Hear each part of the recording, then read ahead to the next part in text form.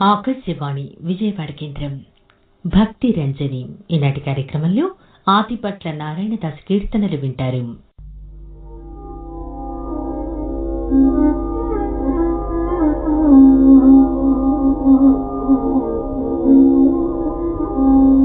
రామ కోమల మేఘ శ్యామ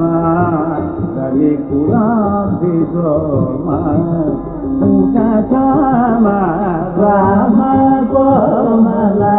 మేఘ శ్యామ కవి కులాభి సోమ గుణ రామ రామ కోమల మేఘ శ్యామ